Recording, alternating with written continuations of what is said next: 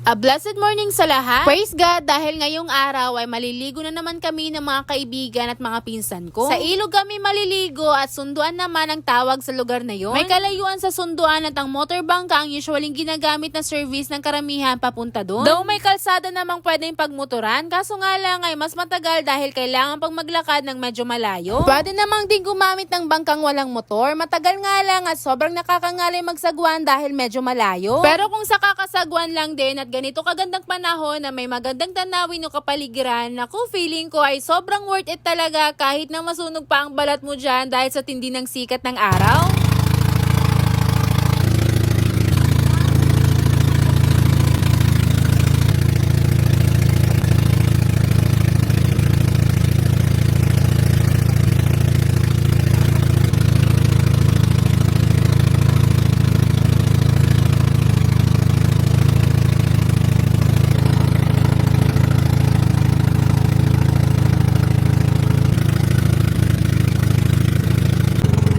Etong batong hugis palaka ang palatandaan ko kapag medyo malapit na kami sa sunduan. Kasama ko pala si mama na ayaw magpahuli sa ganitong kaganapan. Biniro ko pa nga na puro mga bagets ang sasama at bawal ang lagets. Pero ayaw pa rin magpataranta dahil sasama talaga siya para mag-video, mag-picture at makipagbanding na rin sis mga pamangkin naman niya ang iba naming kasama. So yung iba naming kasama ay mga kaibigan ko lang pero hindi iba sa amin. Sis isa lang ang lugar o barangay namin ay pamilya na rin talaga ang turingan namin. Anyway mga mare, nandito na kami. Pwede na sana dito pero mas mainam daw sa isang lugar kami maliligo dahil may patag na mga bato na pwede naming maupuan o pagtambayan habang kami naliligo. Pero bago ang lahat-lahat ay dapat muna namin mapagtagumpayan itong mabatong nilalakaran namin na para bang hoy!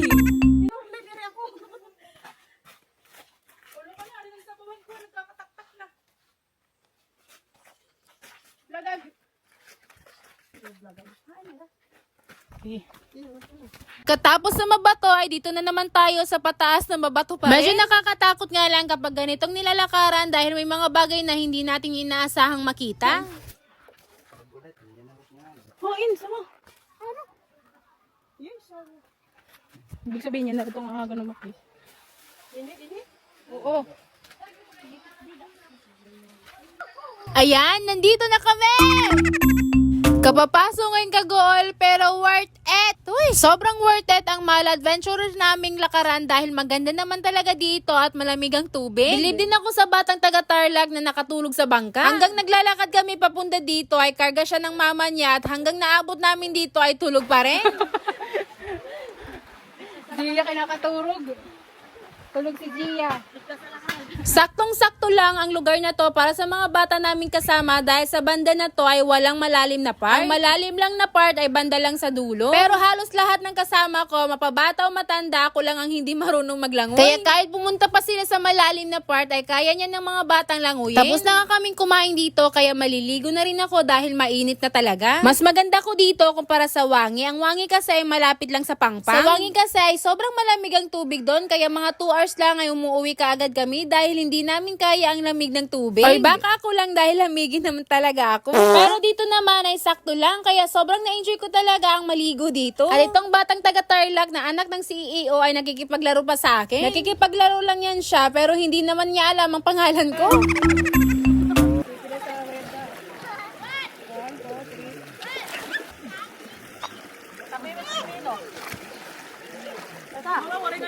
Tawag ko kasi kay Gia ay anak ng CEO. Parating niya kasing binabanggit na hindi mo ba alam anak ako ng CEO? Ha ha ha ha. Uuwi na kasi sa Tarlac sila Gia at Ate Belen at yung iba naming kasama ay babalik na rin sila sa lugar na kung saan sila ay nagtatrabaho. Kaya ngayon ay habang nandito pa sila ay sinulit na namin ang bakasyon. Praise God dahil sa pagkakataon na to ay sinet aside ko muna ang iba kong trabaho para makasama ko sila. Syempre ayon sa banal na kasulatan sa mga kawikaan chapter 27 verse 1. Huwag ipagyayabang ang araw ng bukas pagkat di mo alam kung ano ang magaganap. Katong talata ay nagpapaalala sa atin na hindi natin kontrolado o hawak ang buhay natin. Kaya masasabi ko talaga na mayabang ako kung sabihin ko sa inyo na bukas na lang or next year na lang. Bagkus ang masasabi ko lang ay kalooban lang ng Panginoon. Kaya sa kalooban ni Lord na why next year ay magkita-kita pa rin kami at maligo ulit ng gaya nito. Ate Bilon. Sasarupon ko ay sasarupon. Comment na naman yung masawa. Comment na naman yung masawa.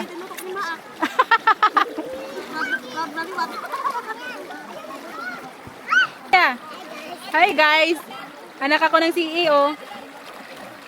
Di mo ba alam?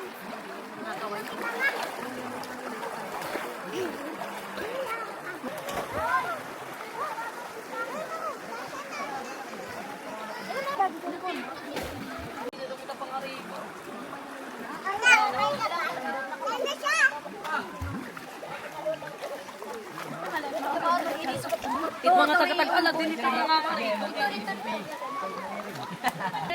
Hello!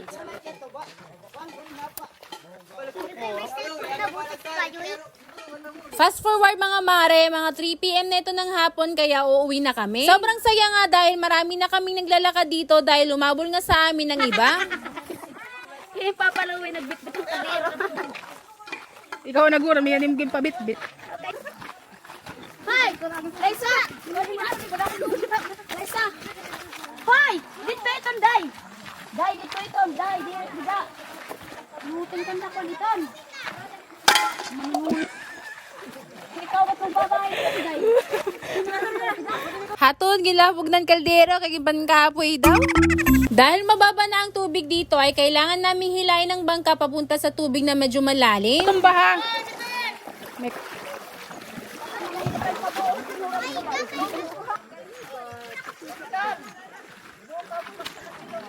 Hoy! Parang ka naman ko! Bago mo tigilay.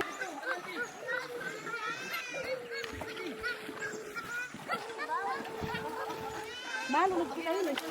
Bago kita, masakay. Batas! Baraktas lang eh. Since marami na kami ay hindi kami kayang ikarga ng bangka, bali ang priority na lang nito ay ang mga bata at si mama. Magbabaktas. Damo na isa kay hit.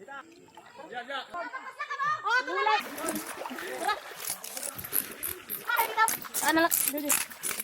Baka di ka makakaulin taklo. Bantay trabaho.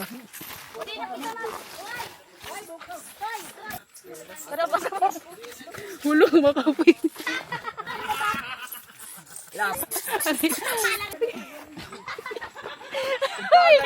Ay, kita! Ay, magbalik ko.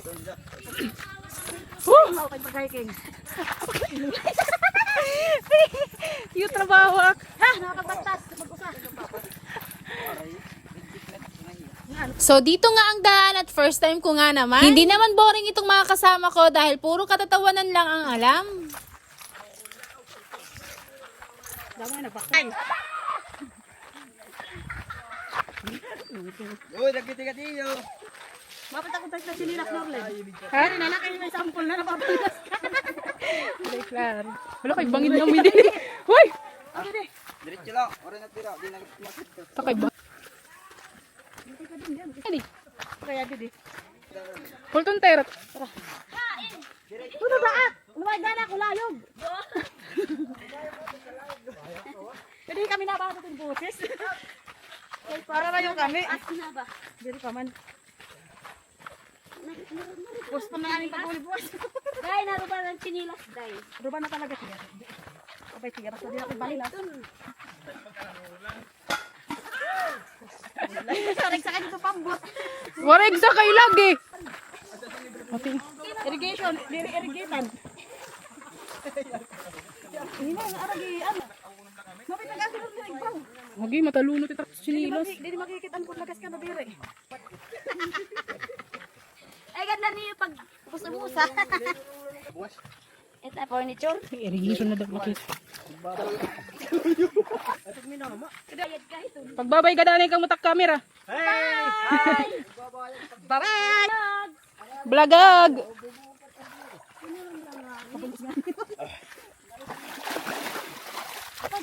Matagum. Bagi kita kan ko adim. Hey guys. Hi guys. Tagalag. May banga. Woo! Halina na kami. Blagag. Anan. Grabe ka magwakan. Hoy! Dali. Pero ito yung motor na dara. Nangamoton. At tayo mag-flat. Ano ititintil, igakadikot ako. Ay, ala. Tibirin.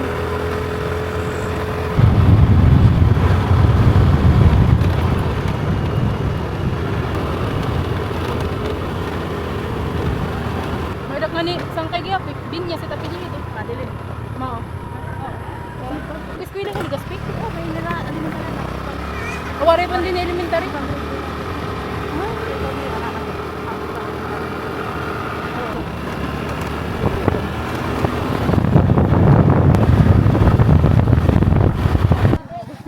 Job pala nila.